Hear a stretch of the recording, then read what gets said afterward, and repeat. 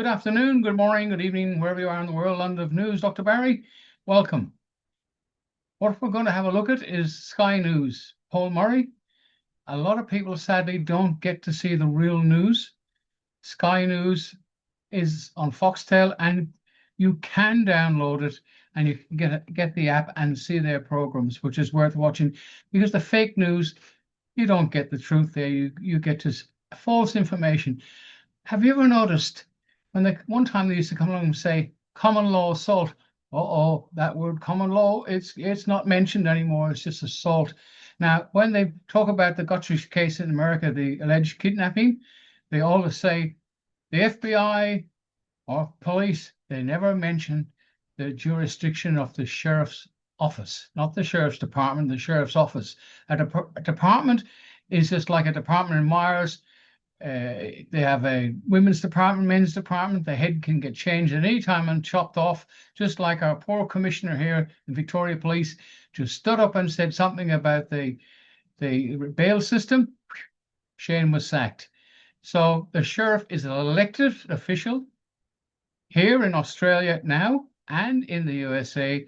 And our little group here, we are members of the Sheriff's Association and recognized as an independent office sheriff here in Victoria. Now, lots of people are trying to do things, and some of them are genuinely happily in doing it, but then there's a lot of organizations here, and the only thing they're doing is making money. Their heart's not in it. Not for you, they're just for themselves, just like the rotten politicians, which we're going to have a look at. At the end, I put a little bit of AI in, a little message about the book, which is on Amazon. Now, it's AI. Don't knock AI. Don't shoot the messenger. It's better than me reading it out and listen to me. Anyway, London News, sign off. Thanks, guys. Watch this and share it, because there's only one way back, and that's the lawful and simplest way is God's law, common law, and the office of sheriff. And it's, at the moment, we're insignificant. We have some little success, but we're very small because we don't have finance and we don't have premises and stuff. But things are changing slowly. We had a bank behind us once, but it's gone. It's been shut down. So, it's a long road. And it took Pauline Hanson, that's mentioned in Fox News with Paul Murray. Look how many years it took her to get to where she is. Sadly, we, the people, are very slow learners. Bye for now. This is Paul Murray Live. Thank you so much for watching wherever you happen to be. Big show we have planned for you this evening. Angus Taylor has his brand new team. We will get into all of that. Nigel Farage has got some big news. We're in the United Kingdom in the next couple of hours. He will announce his shadow cabinet. We will get to all of that very shortly. And Robert Duvall has passed away. I don't believe the Prime Minister when it comes to his position on ISIS brides. Now, as I told you while we were on the air last night, the breaking news was that there were 11 families, 34 people who were going to start making their way back from a refugee camp on the other side of the world. They were eventually turned around and sent back.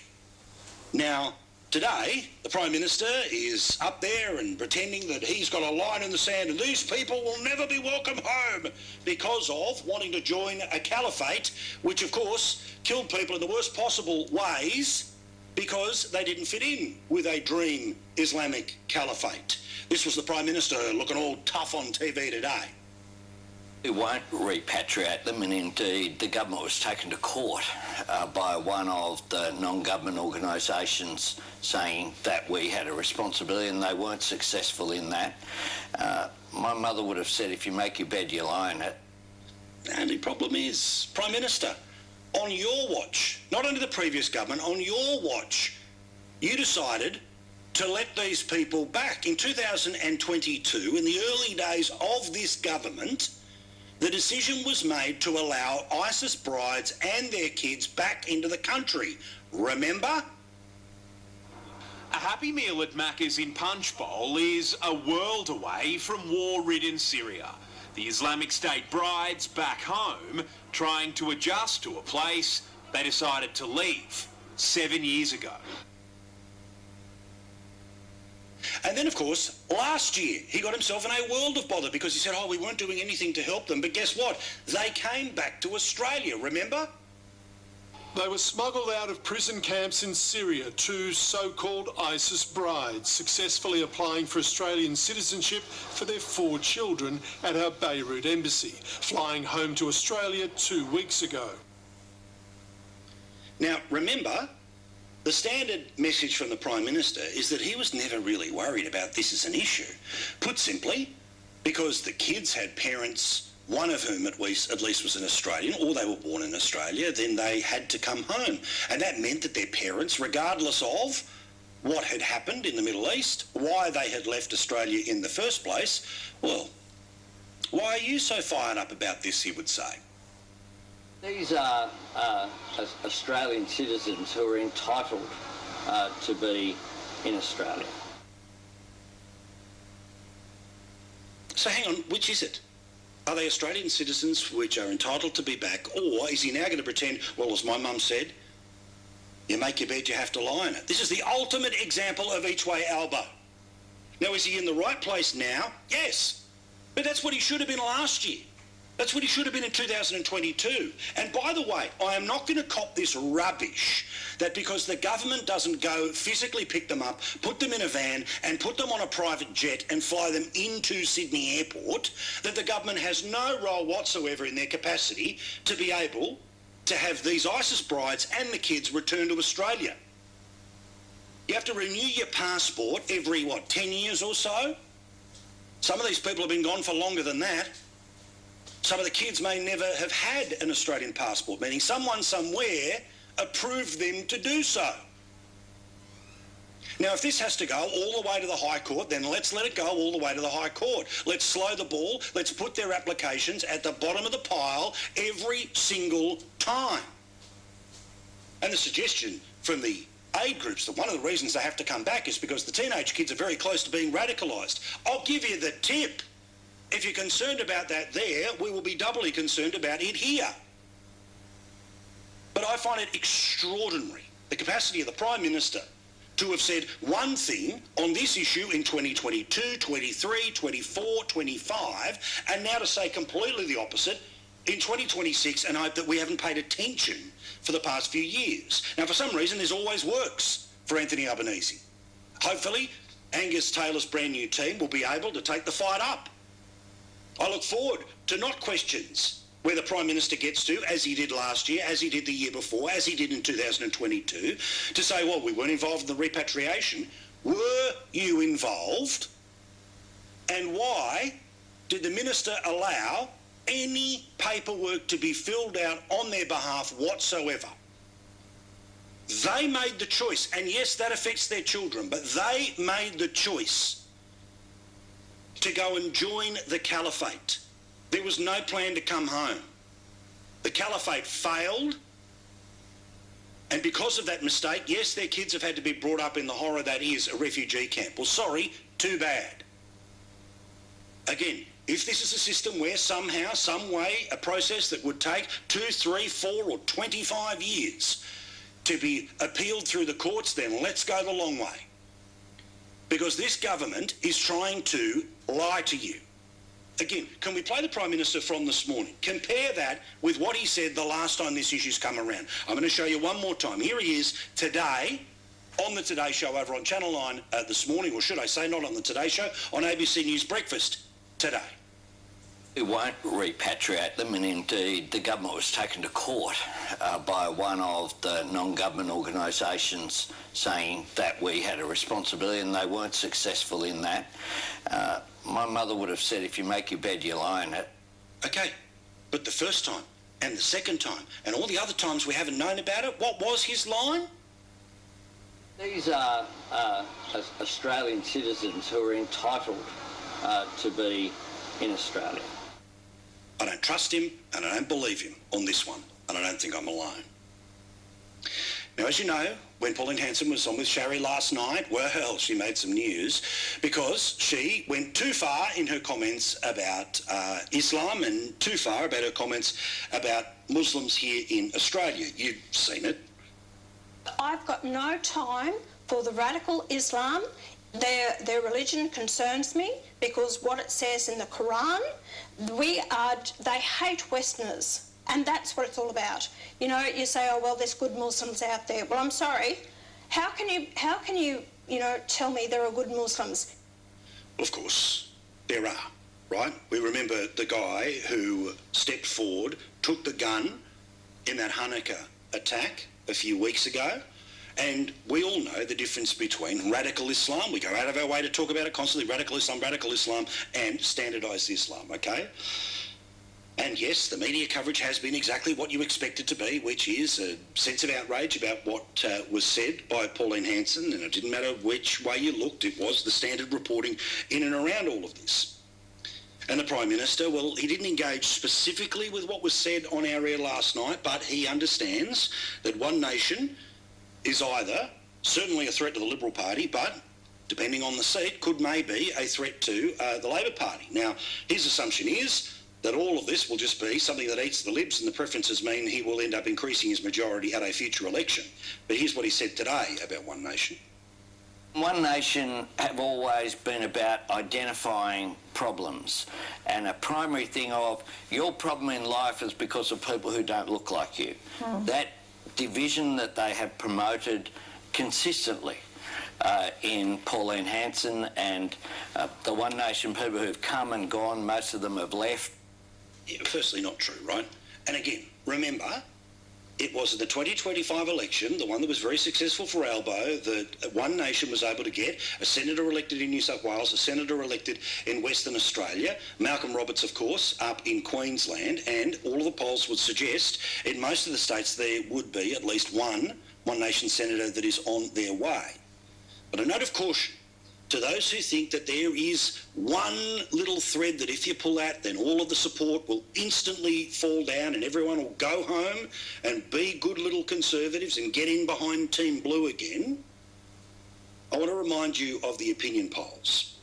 When Pauline Hanson went into the Parliament wearing the burqa, and again, you can like or dislike what she did, you can loathe or love what she did, but it did not affect the polls. In November of 2025, One Nation support was 15%. Despite all of the condemnation, and again, I think Pauline went too far last night, no question about that. But if anyone thinks that outrage is going to pull apart the numbers, you have not been paying attention to the numbers. This is not a 6% offering. This is a 27% offering right now. A whole bunch of people who have never been interested in One Nation, they are picking them right now. I'm sick and tired of the idea that history only applies to one side of Australian politics. Now, interestingly, there are things that lots of these people have said that become pretty thorny. Certainly, Pauline Hanson has decided that she thinks that Jane Hume may not be the second coming in terms of the ability to get the word out. In fact, she had a little crack at her as well last night. I think she's very condescending, and I think she's elitist and a snob. And why? Because she said this during the break-up and the get back together when it comes to the Nationals. She said this on Sunrise, remember?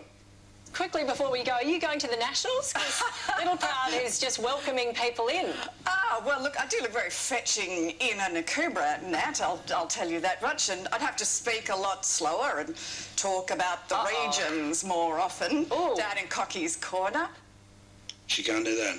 She can't do that. She should say sorry for that, or that is going to be used, and believe me, it will be used uphill and down Dale, not by the Labor Party, but certainly by One Nation, because the whole plan seems to be here that if Angus Taylor can't do it, Jane Hume will do it. We've made, of course, invitations to both to appear on this program, and funnily enough, they will not be on this program this evening.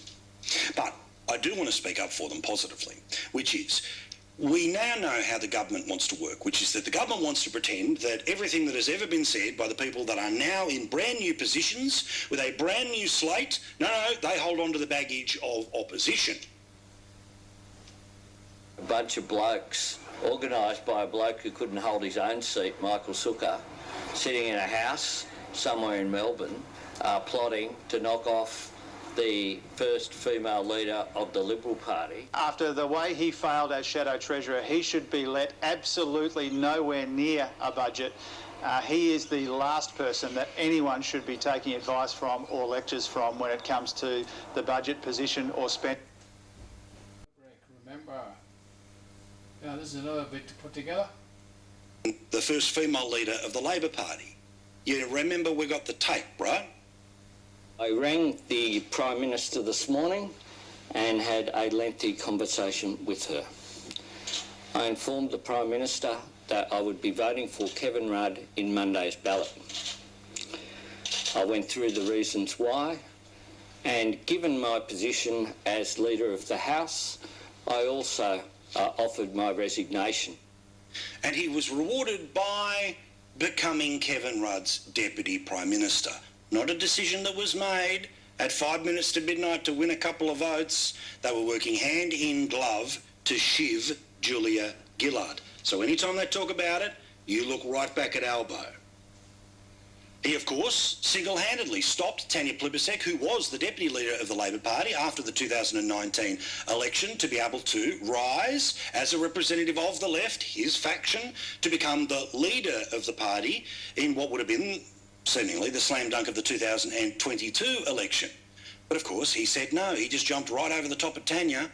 So he killed off Julia and he strangled the capacity of Tanya Plibersek to become the leader, so much so that even when they try to play, they don't hide it. And as for Jim Chalmers, you want to talk about some baggage. Again, if everything that was said before the last election applies for the next election and the one after and the one after and the one after, could somebody please remind Jim Chalmers what he said about negative gearing in 2019? Housing affordability, which doesn't make important and considered changes. This book explores the historical foundations and modern relevance of the common law tradition, including the concept of a community-elected sheriff and the role of citizen-led courts grounded in long-standing legal principles. It highlights the enduring values of common law, humanity, caution, and prudence, and examines how these principles were intended to promote accountability, fairness, and public trust in governance. The purpose of this work is not division but harmony, to encourage lawful civic engagement alongside existing institutions, and to promote equal accountability under the law, regardless of office, status, or position in society.